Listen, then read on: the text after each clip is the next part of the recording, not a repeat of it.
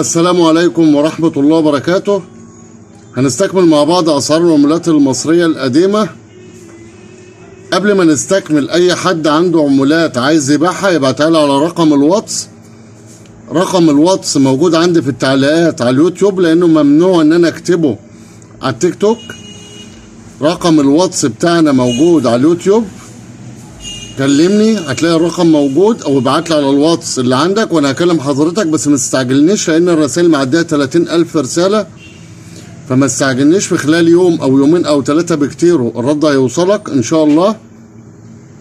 النهارده هنتكلم عن ال20 قرش اصدار عام 1991، ودي بتعمل النهارده 10,000 جنيه.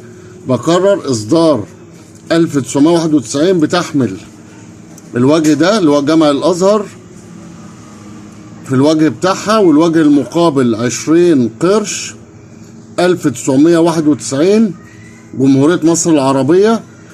دي بتعمل من 5 ل 10,000 جنيه على حسب حالتها، على حسب جودة العملة، جودة المعدن. بكرر، اللي عنده عملات وعايز يبيعها يراسلني على رقم الواتس. رقم الواتس موجود على اليوتيوب.